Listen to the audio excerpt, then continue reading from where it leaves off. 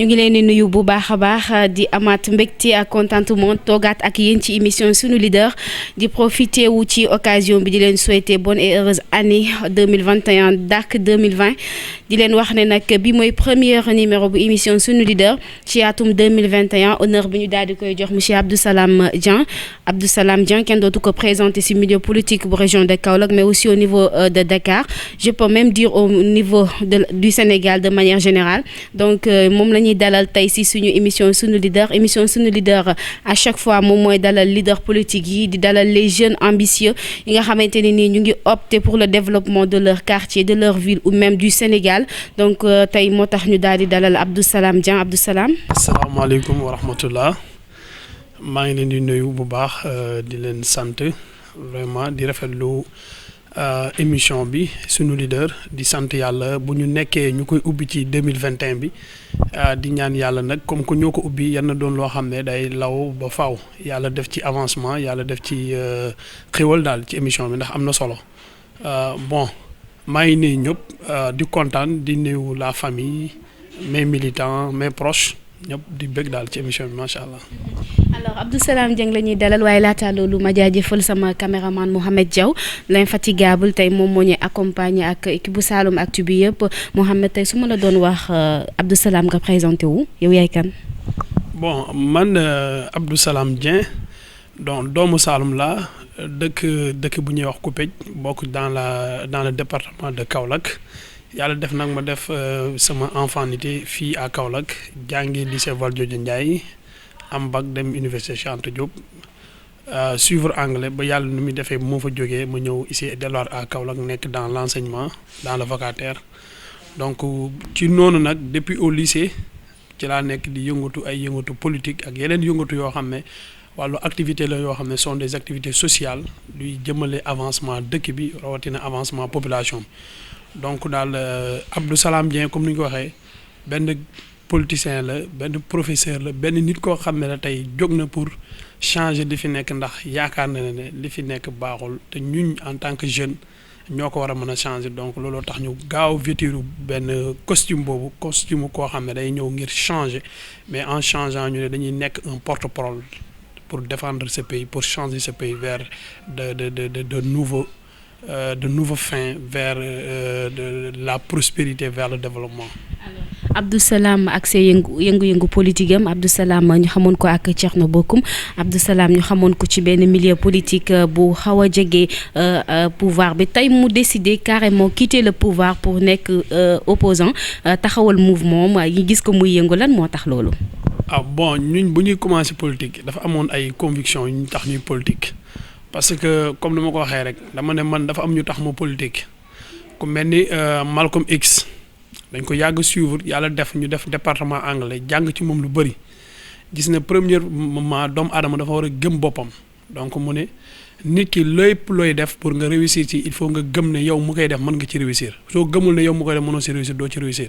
donc gëm bu ñu gëm ne nit dafa war a gëm boppam am ay conviction mooy lan am ay directive ne man lii ak lii laa war a def te doomu aadama boo waxtaanee ak sa askan gëmal ne lii ak lii la je crois que wax jooju dañ ko war a sàmm. ci yooyu yëpp moo tax ñu engagé wu ci politique bu ñu engagé wu nag ci politique boobu nag di ko def tey képp koo xam ne ñu ngi ànd ak yow dañ ñun lu nekk ci ñun daa war a nekk ci yow parce que bu ñu gisee ne yow ñun lu nekk ci yow ñun nekku ci yow donc duñ mën a ànd moo tax de fur et à mesure de 2012 bu ngeen xoolee élection yi nu mu demee mooy Macky Sall bu muy doon président dafa doon président par coalition donc daanaka opposition bu doon xeex Abdoulaye Wade yëpp bu ñu demee deuxième tour ñoo àndant moom jàppale Macky Sall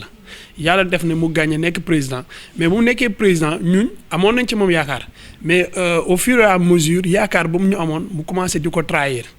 bu muy trahir suñu yaakaar ne mu demee nit booy ànd ak moom dem ba mu wane jikko yoo xam ne yow yaakaaroon ko ci moom wala digul loon ko donc dañ naan la delluwaatal ginnaaw yow nga xool nooy defee donc ci lañ delluwaatee ginnaaw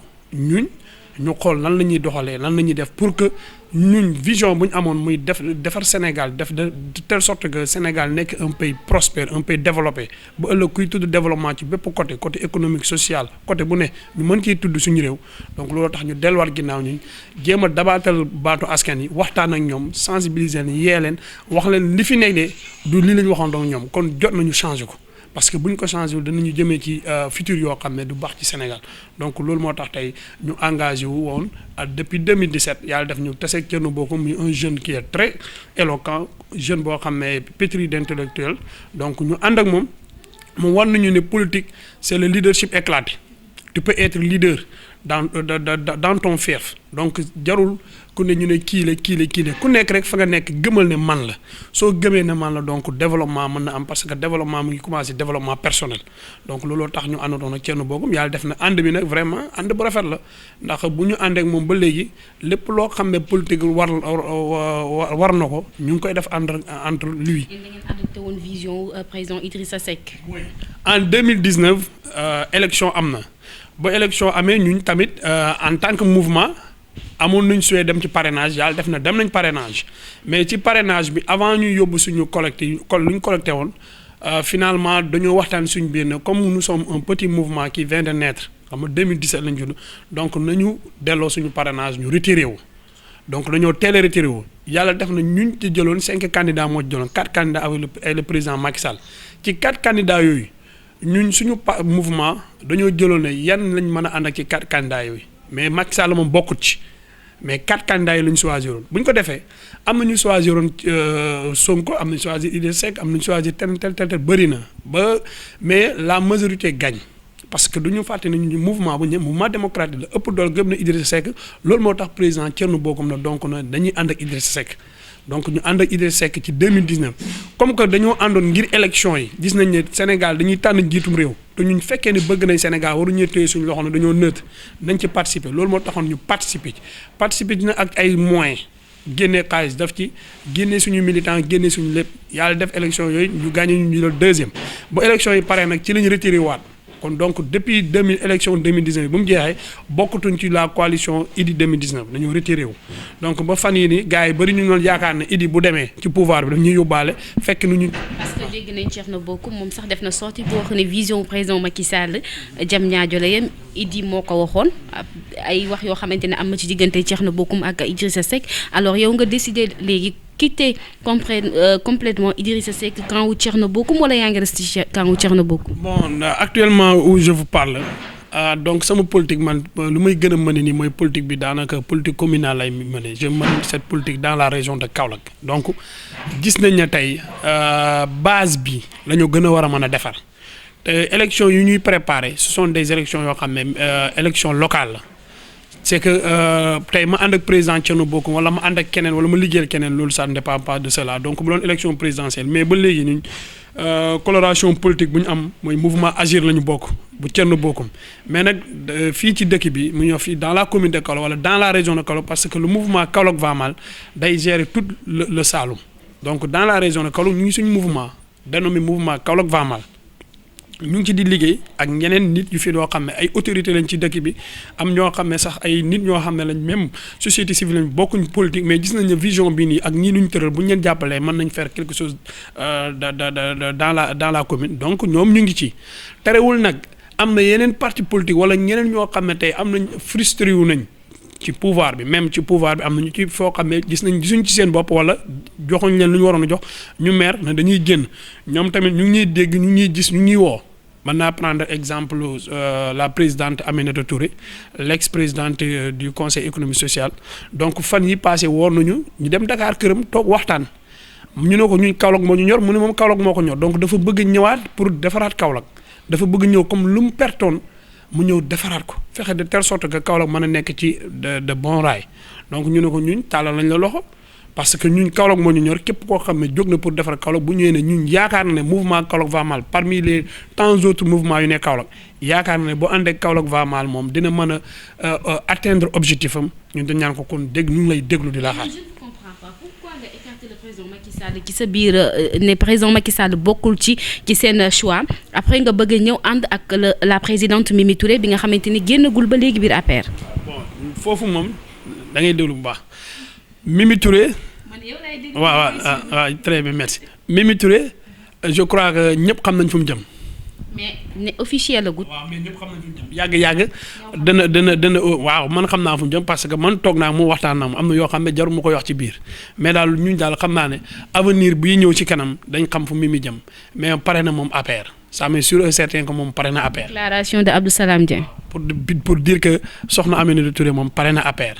donc Macky Sall lu tax ñun ànduñoo ak moom parce que wax naa ne ñun bu ñuy ànd ak nit dañuy ànd ak nit ci ay faits yu wër. parce que Sénégal dafa am yëpp yoo xam ne dañoo jalgati ce qu'on appelle la démocratie tolluñ ci réew boo xam ne da ngay dem élection ñu ne da ngay def parrainage foofu amul Sénégal donc constitution Sénégal da du benn président boo xam ne mooy jiite réew mi moom lépp exécutif bi législatif bi yëpp moo ko yor di jël constitution bi di ko def nu ko neex ñun en tant que citoyen yoo xam ne yàlla def na am na lu ñu xam tuuti ci yoon yàlla def na ne nekkoon nañ fi xam nañ bu baax loolu duñ ko naw parce que da ngay jiite réew dem ba xam ne réew mi yaa ko yor li la neex nga bàyyi. li la naqari nga jëm ko di je crois que bu ñu ko defee Sénégal yu bëri duñ mën a wax lu leen neex wala lu leen naqari te am na ñu bëri ñoo xam ne tey ñu ngi ci dëkk bi toog te yàlla mën nañu nekk président est-ce que bu ñu defee parrainage boobu ñoom loolu du leen koñe day nekk loo xam ne obstacle la ci ñoom te nit ñi da ngeen war a permettre ba Sénégal bépp obstacle boo xam ne mën na xeex beneen parti loolu duñ ko waroon a dindi parce que suñ ko dindoo rek nekkoon ci démocratie. Et pourquoi le mouvement Kaolack va mal? Bon lan moo tax le jeune Abdou Salam Dieng dérange. Bon le mouvement Kaolack va mal comme ni ñu ko waxee ñun dañoo nekk waaw bon ni ñu ko waxee ci élection yi en 2019 dañoo génn ci élection yàlla def ñu nekkoon le coordonnateur départemental des jeunes de la coalition Idy 2019 def ci benn liggéey bu rafet coordonné ko liggéey boo xam ne je crois que képp koo xam ne nekk nga politicien Kaolack rek dégg nga lu ñoon def suñu caravane ak suñu sortie yu ñu def yëpp buñ ci jógee nag ci lañ toog avec cette jeunesse là ñu doon liggéeyal ñu ne ñun pourquoi pas buñ génnee ci lii. comme que élection présidentielle lañ nekkoon loolu da doon jëm Sénégal yëpp ko moom ñun suñu dëkk bii di Kaolack tey lan lañ mën a def tey ba booloo defar ko yaa ngi dégg lu fi métti ñu wax ko donc bu ñu waxtaanee ba ci biir lañ xam ne ñun Kaolack tey pour mu développer Kaolack a tous les atouts pour se développer am na tous les avantages nécessaires pour se développer am na marché bu baax am na ndox am na lépp c'est le bassin arachidier le centre du bassin arachidier comme donc lépp a ngi fi lenn moo ñu dese mooy. un leader boo xam ne daa am engagement am vision donc loolu moo ñu dese donc ñu ne lan ñi fi nekk lan moo tax mënuñ tax ñu développer mooy la corruption ñu ne ñun on va contester contre la corruption la malgouvernance tel yooyu noonu xam nga tey muy mbuxum beeg sàcc beeg yor boo xam ne ku ma am ndey ku ma amul ndey bi loolu moo yàq Sénégal donc ñu ne lan dañuy nekk porte-parole Kaolack di woote ci rajo yi di def ay live Facebook di dem fu ñu mën a dem di bind parfois même bu ñu gisee gouverneur sax bu ñu ko mënee wax dara wala ñu bind ko note na ko kii nu mu yoree lii ak nu mu yoree lii baaxul ñu wax ko pour ba Sénégal yëpp wala Kaolack yëpp xam ne ñun de tey suñu budget bi 4 milliards la wala 3 milliards 700 millions la ñun xamul ñoo ne nekk fonctionnement bi rek yaa ngi dégg 2 milliards la budget 4 milliards wala budget 3 milliards nga jël fonctionnement def ko 2 milliards. 1 milliard nga ne investissement la te investissement yi sax yow doo gis 1 milliard fu ñu ko investir donc yooyu noonu la ñuy génnee wan ko Sénégalais yi wan ko Kaolack ñu xam ko suñ ko xamee ñoom bu ëllëgee buñ taxawee bu keneen taxawee ne leen kaay leen voté dañu yow de ndekee dajale nga woon lii wala yoroon nga lii wala téye nga lii ndax defoo fi dara donc loolu mooy ñuy suñu donc bu ñu defee noonu nag tey képp koo gis boo xam ne tey muy wax di critiquer. suñ critique woon rek noppi loolu lay philosophe di wax ne esprit de critique donc ñun indiwuñ esprit de critique ñun esprit critique lañu indi mooy on critique pour amener de nouvelles solutions dañ ne tey supposons suñ gisee ne kii nekk maire depuis 2014 mu ngi ci mairie bi dafa fi dara Kaolack waaye fépp foo dem mu mën a dafa fi dara. mais lan moo tax Abdou Salam mënul adopter vision politique gu maire Kaolack Mariama Sarr n'empêche que mu ngi def ay réalisations aussi. bon du mënuma ko adopter man je suis très démocrate te bu la Mariama Sarr rek Mariama Sarr man ak moom amuñ benn problème sénégalaise la man sénégalais la amuñ benn problème Kaolack la donc dama ko bëgg sax te yàlla tax mais politique am en tant que maire mënuñuy ànd ak moom lu tax parce que tey ma jël benn exemple terre à terre boo dëkkee juróomi nit ci kër nga xëy ñu jox la benn dépasse. jox la 50 000 dépense ne la toggal añ yow nga ñëw jënd leen benn mburu ak caaf ne leen am leen lekk kooku lu ñuy wax def na quoi ndax def na jënd leen benn mburu ak caaf bu ñu lekk mais est-ce que valeur bu ñu ko joxoon tey pour ñu toggal leen añ nit ñi séntu woon nañ leneen Mariama Sarr bu defee tey séntu nañ ñun lu matoon lu ëppoon lu mu def parce que il a les moyens gis nga Kaolack c'est la plus grande ville du Sénégal tey boo xoolee commune bu toll ni Kaolack amul Sénégal. tey ñu ñoo wax sax Kaolack ñu def ko statut ville mooy diviser ko en commune comme ni ñu def Dakar comme ni ñu def Thiès tey dëkk boo xam ne tey da ngay am 4 grandes sorties muy nord est ouest am marché bu mel ni Kaolack bokk ci parmi les plus grands marchés de l'Afrique de l'Ouest lu muy génne rek ci ay taxes ci xaalis nga Kaolack am en usine muy les salins lu muy génne ci xaalis donc ku nekk maire bu sérieux boo xam ne liggéey rek moo la nga bëggam wala defar rek changer rek nga bëgg am nga profit foo xam ne da nga fa tirer tey supposons boo nekkoon maire boo xam ne day nekk dëkk àll boo xam ne village boo xam ne parce que am na commune yoo xam ne amuñ luuma amuñ marché amuñ dara donc ñoom tey acte 3 de la décentralisation xam nga dañ état daa xam mairie dem leen seen bopp 75% yi ngeen am seen dëkk fu ngeen tirer profit yéen a ko moom ñooñu fu ñuy jëlee profit mais mairie Kaolack dafa am fu muy jëlee ak gàmm yi di fi am xanaa xamoo Kaolack mu ngi am ay gàmm événement yu fi am lu fi dugg ci xaalis c'est des milliards et des milliards donc milliards yooyu nga ñëw acte 3 de la décentralisation ñu ne fekkee impôt 100 moo fi am 75% yi c'est pour la commune les 25% c'est pour l'État donc ñun am nañ xaalis mais xaalis boobu réaliser ñu ko loolu moo tax ñun ñu xamul nag wala ñoo xam ne comprendre luñ dañ naan waa ji mu ngi def même bu defee benn tali sax dañ naan mu ngi def mais réellement pour dire la vérité suñ la joxee benn budget 1 milliard wala 4 milliards de francs CFA nga téye ko def ci benn tali boo xam ne ça coûte 5 millions wala 8 millions parce que doo def tali rakiste ngay def génnoon naa fi fan yee ci Alfayda avant gàmm gi di ko wax ci tali bi nekk ci côté école arabe damaa wax rek gouverneur dugg na tali bi nañ ko defar ma ne ndax dañ koy rakiste ñu ne duñ ko rakiste dañ ko def yàlla àtte na tali bi defaruñ ko dañ ko rakiste te foofu la yem parce que léegi mu ngi yàquwaat sax donc mu ngi loolu dañuy yëkkati xaalis bu bëri jox te buy Macky Sall ñëw comme ça comme li ma la wax ci commencement bi rek du problème mu dañoo problème mu engagement dafay ak volonté nos maires n'ont pas de volonté pour faire c'est-à-dire que volonté mooy bëgg-bëgg mais l'argent est là mais argent boobu xaalis boobu nekk fi dañ koy yóbbu ci d'autres fins te du loolu parce que ñun en tant que citoyen dañuy fay ay impôts tey impôt bati sax am na fi Kaolack dañ koy dagg borom kër yi dañ koy fay impôt bu nekk dañ koy fay taxes yi ñun ñuy bëgg ay papiers nangam dañuy fay impôt donc impôt boobu bu ñu ko fayee ba pare dañuy war a retourner wu ci ñun ci lan ay supposons ay hôpital supposons école yoon donc loolu infrastructure scolaire infrastructure routière sanitaire defar de telle sorte que nit ki ci boppam xaalis boobu muy natt parce que impôt dañ ko jël comme par exemple tontine ñu ne la weer bu dee joxel juróom weer bu dee joxel juróom weer bu dee joxel 25 francs donc yooyu noonu ngay dajale di ko joxe weer bu dee soo demee ba am problème ñu génne ko noo ko comme problème bu nga amoon muy problème mu yoon waaye ma defar ko ci ñu ne problème école nga am ñu ne jël ñu defar ko ci mais donc ñun Sénégal dans la majeure partie des communes comme commune Kaolack yooyu noonu ñuy dajale ñoom ci boppam ñoom les dirigeants mooy personnel mairie bi ñoom ñoo koy jël def ko seen problème seen propre fin muy seen propre bëgg-bëgg soit ñu ciy tabax ay kër soit ñu dugg ko ci banques yi soit ñu jënd ci ay terrains yoo xam ne parce que da ngay gis fii benn maire boo xam ne mu yor ay terrains yu dul jeex yor kër yu dul jeex yaa ngi dégg bu ñëwee Kaolack du fanaan këram ci hôtel yi lay fanaan di fay nuit 100 000 yaa ngi dégg di jël alalu askan woowu noonu xam nga tey askan wi ñoo ko war na dundee ñoo ko moom bu ñu koy dundee mooy ci wàllu infrastructure nga koy yàq. Alors tey ñu gis bu ma la dégg nañ sa déclaration mu ngi sous-entendre que ni Abdou Salam Dieng ak la présidente Mimi Touré ñu ngi def benn collaboration mais est-ce que politique de développement bu commune de Kaolack n'empêche que joxe nga ay exemple la mairesse de Kaolack Mariama Sarr mais est-ce que dëgg li nga xamante ne nii moom la autorité politique yi nga xamante ne ñoo nekk ci Kaolack parce que Kaolack bokk na ci région yi nga xam ñoo ëpp ay autorité politique ci gouvernement bi est-ce que jàppoon aussi am na loo xamante ni waroon nañ ko mën a indi bu baax a baax fi raison bi revenu bi. bon je crois que loolu tamit lu baax ci réew la gis nga tey Kaolack mooy Saalum yi ne fi yëpp lu ñu waroon a def mooy tey je crois que dañoo waroon a gelloo buum. delloo affaire bi Kaolack tey bu la yàlla defee nga nekk politicien nekk un Kaolackois di mbapat ci politique mooy nga commencé def di dajale ay juróomi nit juróom benn nit di dem ak ñëw yàlla def ba nga doon ministre wala nga doon directeur wala nga am dara ci politique bi kooku dañ lépp loo fa amee foofu Dakar muy ci capitale bi bu la 25 jëlal 10 yi nga indi ko fii Kaolack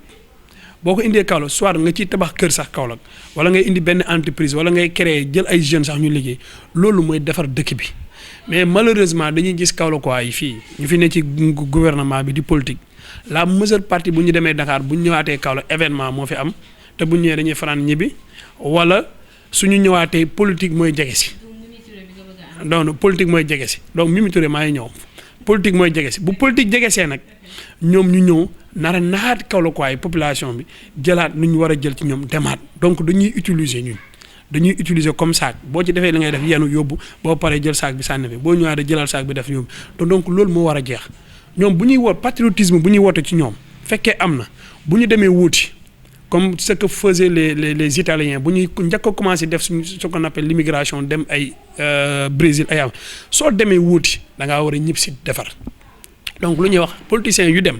wut nañ liggéey nañ fii ba yàlla def ñu nekk ministre dañuy retourner Kaolack parce que xam na ne fii mooy seen base lépp lu ñu war a am wala lu ñuy am fii la donc nañu respecté base bu ñu respecté base bi politicien bu nekk Sénégal respecté fa nga jógee jox ko lu war kon donc lii dana fi gaaw jeex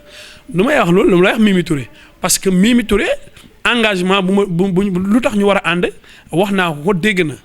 ñun dafa am loo xam ne dañuy àndee supposons Kaolack mooy base bi moom ngay gëm tey dañ ne ko Grand Yoff gee xam nga man bokk naa ak moom émission moo benn partenaire am Konaté lu ma ko wax dafa leer dama ne ko mënoo dëkk Kaolack di xëccoo Grand Yoff donc ñun bu ñuy ànd ak Mimi Touré ànd nañu ak Mimi Touré pour mu xëccoo Grand Yoff non dañoo ànd ak Mimi Touré pour mu xëccoo Kaolack donc su ñëwee def Kaolack te gis nañu réalisation yu mu commencé bëgg a def Kaolack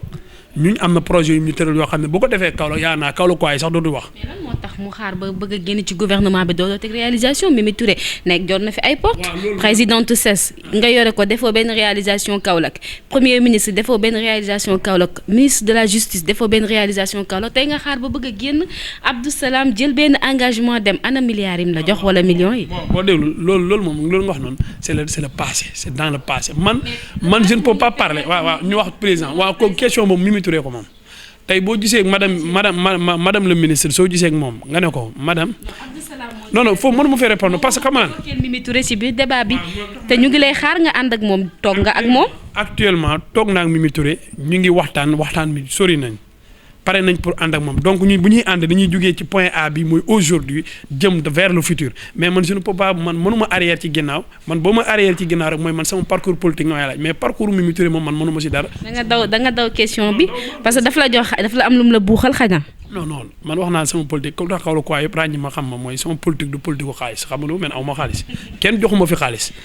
ñu fi ne di maye xaalis ñëpp moom ñaa njëkk génn télé rajo leneen wala télé ñu fi maye xaalis ñëpp leneen man soxluma kenn ko fii mu wër di ma may xaalis parce que ku la may xaalis rek waxal la loo xam ne ëllëg wala mu defal loo xam ne du la neex man nekkuma ci politique bu may oo ci suuf di ma may xaalis non Mimi sequñ loolu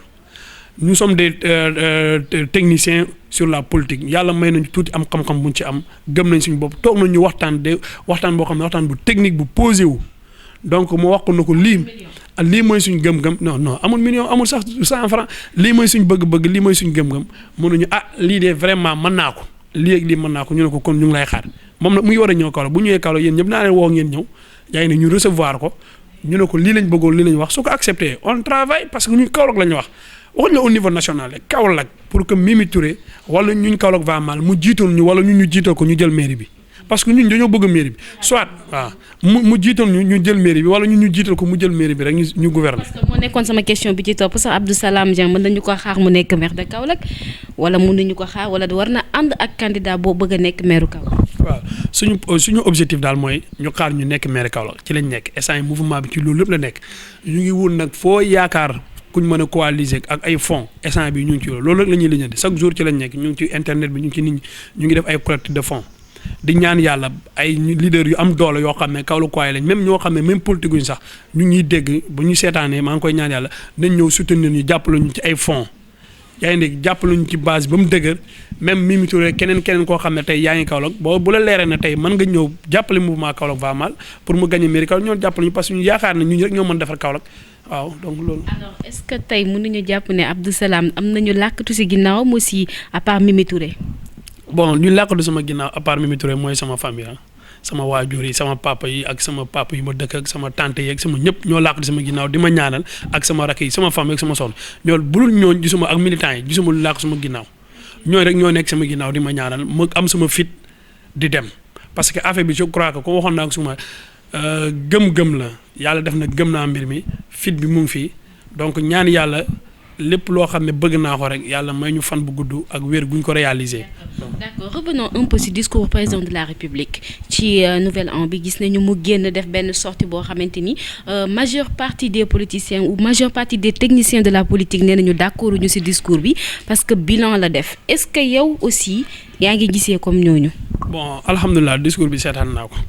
bu daaw bi seetaan naa ko bu daaw jéeg bi seetaan naa ko loolu sant naa ci yàlla bu baax te di ñaan yàlla yan nañ ko seetaan yeneen i at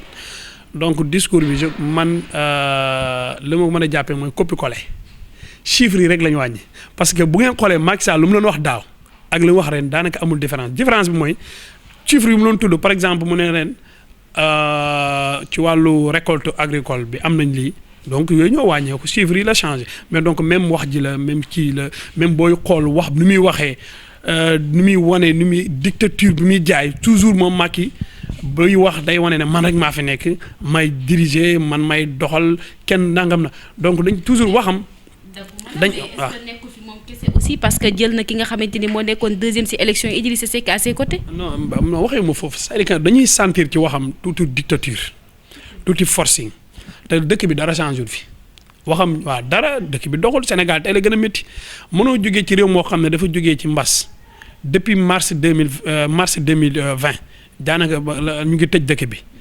Sénégal yi tëju ñu def confinement def couvre-feu nit ñi liggéeyatuñ defatuñ dara nit ñi ñàkk sonn nga toog ba heure bii yaa ngi dégg di leen wax ay recrutement ak ay nangam dara doxul même mbay mi sax bu ngeen xoolee récolte yi bu amee. buñ commencé jaay du gouvernement bi moo jënd chinois yi ñoo fi ñëw chinois yi baykat yi chinois yi la ñuy jaay état lu mu def day fixé benn prix boo xam ne parfois da koy noté sax gars yi dañuy ñëw mu defal leen ay bon bay ngay ñëw ku jaay état ba pare ñu bool bu ñu la boolee kenn xamul nañ lay fay donc état lu mu doon def daaw ba ren moom lay def dañu bàyyi nit ñi ñuy génn si tali yi di nax changement amul de yàlla def na nag ci baaxu yàlla nawet bi ren baax na nit ñi bay nañ mu meññi lool gerte gi baax nañ jaay nañ mais bu chéré chinois yi bëgg gerte ñoo ñëw jënd si te man loolu je suis contre sax dañ bu ñu amaatee beneen émission naa man je suis contre que ñuy jël suñu gerte gi di ko jaay chinois yi parce que bu ñu leen ko jaayee dañuy ñëw dañu ko jaayaat donc na état fexe yéegal prix bi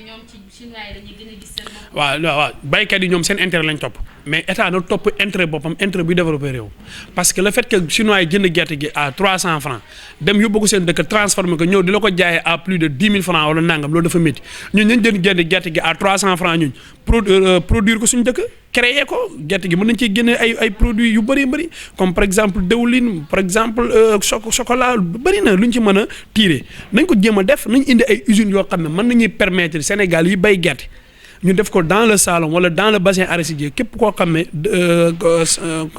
capitale régionale bu ne am benn entreprise boo xam ne mën na transformer gerte bi transformer ko en huile transformer ko en chocolat wala tel loolu day permettre yow da ngay jaay directement usine bi transformé ba pare jaayaat ko askan wi mu yomb donc yooyu nañu war a créer ñu bàyyi suñu produits yi ñu ñuy wax débouché yu am valeur yi mu mel ni ay gerte ay or ay nangam chinois yi wala européens ñëw di ko jënd bu ñu demee transformé ko ñëw amaat ci plus que lu ñu ko jëndee woon donc loolu dellu ginnaaw lay doon.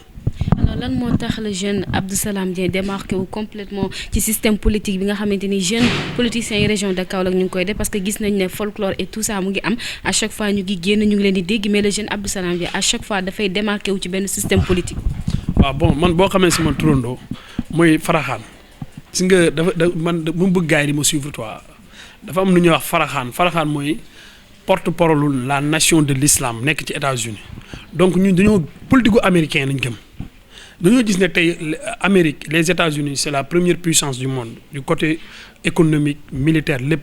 dañoo développé seen développement lan moo ko indi mooy dañoo gëm seen bopp nit dafa war a nekk self-made man mooy da nga war a gëm sa bopp man kuy yaakaar ma taxaw ci mbedd mi di la tëggal wala di la takkal ay di la folklore du ma la mos a folklore li ma gëm ci folklore la ban folklore laa gëm wax la xam-xam boo xam ne bindal la loo xam ne boo ko toppee suivre ko da nga mën a réussir donc ñun loolu la ñu gëm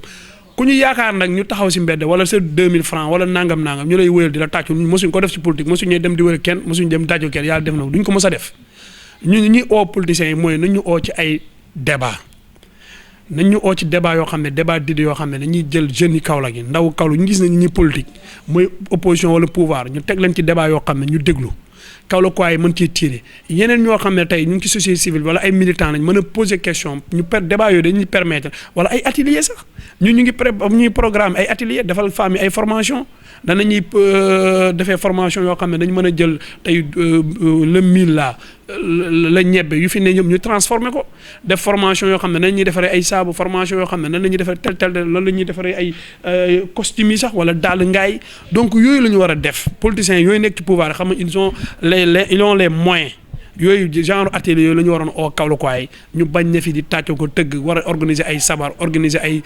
di ndeyale ay genre parce que loolu développé dëkk bi loolu moo tardé dëkk bi loolu amul États-Unis amul France amul Italie lan moo fa am ay atelier de formation ay séminaires yoo xam ne ndaw yi dañu fay dajee ñu waxal leen tuuti ci internet bi wala waxal leen tuuti ci web bi waxal leen tel loolu suñ ko defee Kaolack yëpp dañu émancipé ndax dañu toll ci jamono joo xam ne développement bi dafa gaaw. technologie bi ni muy génnee chaque jour dafa gaaw moo tax dañoo fexee ba ñu mise à jour africain yi mise à jour Sénégal yi bu ñu ñëwee raw de telle sorte que ñuy nekk toujours ndaare nañu fexee def ay ateliers de formation yu am solo ñu bàyyi politique bu xew yi boobu mooy ay xuloo saagawante tëgg fecc ndey dikke yooyu amul benn njëriñ xaalis nit ñi jël yàqu ko xaalis boobu nag nañ ko dugal ci xel yi waaw c'est bon.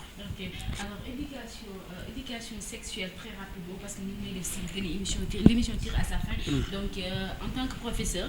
ñu bëgg li nga xamante dugal éducation sexuelle ci li nga xamante ne nii moom mooy njàngum réewum Sénégal UNESCO daal di koy teg alors yow naka nga ko gisee n'empêche que le président de la République def na ci sortie. waaw sortie Macky Sall bi de moom vraiment déglu naa ko dama koy féliciter en tant que président lu mu wax am na solo parce que ñun réewum julli lañ te donc avant ñu doon réewum julli sax suñu culture parce que bu ñu fàtte ne ñun dañoo am aada suñu aada mayuñu loolu donc li may ñaan président mooy. loolu bu ñu ko mos a nangu dañu fàtte ne Sénégal réew julli la ñu koy fàttaliku même bu fi diine l'islam rek newul mais même yeneen diine yëpp dañuy bañ loolu diine chrétien day bañ loolu donc te en plus nañu fexe jàngal ndaw ñi suñu culture nañu bàyyi may ñaan yàlla mooy yan nañ am président wala ñu nekk président boo xam ne day tere ñuy jàngale lu ñu européens yi jox c'est-à-dire que programme français yu ñuy imposer ñu koy jàngal nañ ko bàyyee nañ jàngal suñ propre programme boo xam ne bu ñu ko jàngalee yaakaar na ne suñuy ndaw dañu mën a développer ñu def ko programme de base suñuy comp ci yeneen jël ci lu tuuti ci programme européen ak programme France ak programme américain ñu jël ci lu ndaw parce que nit dafa war am fulla ak fayda mosuñ dem Europe wala France 10 français yi jël programme sénégalais di ko jàng ñoom seen programme dëkk la ñuy établir seen culture dëkk di ko jàng ñun tamit dañoo toll ci dëkk boo jamono joo xam ne léegi nit ñi tënkatuñu mais am nañ indépendance lañ wax donc nous sommes très indépendants de notre culture de notre enseignement nañu jël suñu enseignement boo xam ne ñoo ko moomal suñu bopp jéem ko former di ko jàngal suñu ndaw suñu valeurs yi maam yi comme mën naa ko lim maam yu jigéen yu baax yi fi nekk soxna Jaara Buso maam Astu Jànqa maam Faa Wadd Wele ñoom ñëpp ay jigéen yu baax lañ Baay Ñas nangam bind na ay téere yu bëree bëri góor gu baax la Sëriñ Tuubaa Mbàkke xaali ma jata xale donc am nañ fu ñu war a jànge suñu maam yi nit ñu baax lañ moo gën ñu leen di jàngal loo xam ne fii ba ilaa aban mosuñuy am benn maam ju ko jàng mosuñuy am ju suñ culture parce que tey bu ñuy wax ay góor jigéen maa ngi koy gis affaire góor jigéen du culture sénégalais xamuñ ko ñoom ñoo gëm loolu adopté nañ ko mais ñun suñ diine mayuñu ko donc jërë ngeen jëf.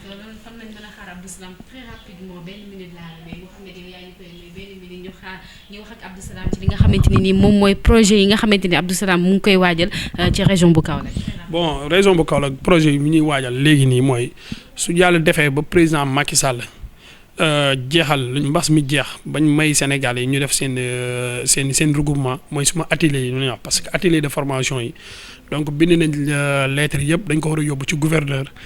mu autoriser ñu. même bu ñuy mënee financer mu financer ñu jël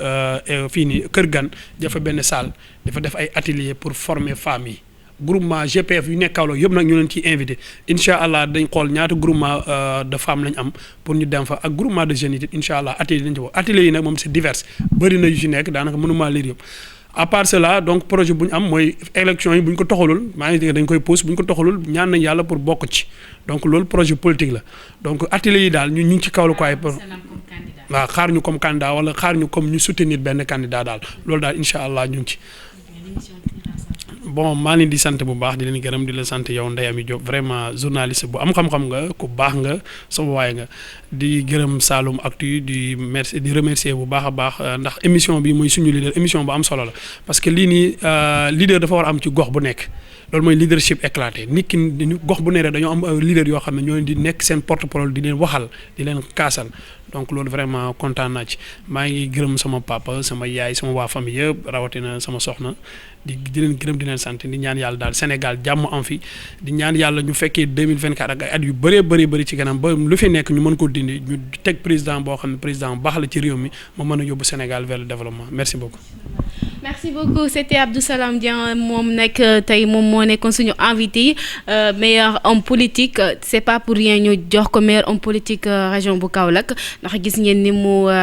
décortiquer mu nekk nag koo xamante ni ku disponible la à chaque fois bu ñu ko soxlaa dañu koy am ñu ngi koy jaajëfal bu baax a baax di jaajëfal Mouhamed Diaw sama caméraman di jaajëfal Fallou Galassi le coordonnateur ak képp koo xam ne yaa ngi suivre li nga xamante ni mooy Saloum Actu di leen wax rek jaajëf Saloum Actu damay profiter ci occasion bi remercier parce que Saloum Actu def na 1 an waaye tamit émission Sunu Leader def na 1 an tey may remercier ñi nga xamante ne nii jaar nañ fi dalee ko si Pape Silmaxa dalee ko si le maire de Ngayène Sabax Goumba Gueye le président conseil départemental de Nioro président conseil départemental Baba Ndiaye di gërëm aussi les maires yi nga xamante ne dalal naa leen docteur Diouf Aline Diouf di aussi gërëm le maire de Xelkom Biram Jaraaf Alassane Ndaw di gërëm su ma limee damay juum ñëpp ñoo xamante ne ni ay leader lañu te jaar nañu rek ci émission Sunu Leader ñu waroon def li nga xamante ni mooy fête bi mais li am muy mbas mi doon tax mënuñu def benn fête pour 1 an émission Sunu Leader mais wax rek ne émission Sunu Leader seen émission la jàpp leen ko yéen sponsors yi aussi ngeen ñëw teg seen produit ci kaw table bi leader yi aussi ñu ngi leen xaar à ce que ngeen participer ci émission Sunu Leader may jaajëfal bu baax a baax Salon Ngoné Keita tey moom moo jaar ci letti vraiment di jaajëfal BHop aussi tamit moom moo jaar ci tenue bi dàll yi et tout ça jàpp si li nga xamante ne nii moom mooy émission bi di leen jaajëfal di leen wax à très bientôt émission Sunu Leader mu ngi ñëw ci attaque bu graaw di jaajëfal Abdou Salam moom mi nga xamante ne moo nekk premier invité émission Sunu Leader ci 2021 bi jaa ngeen jëf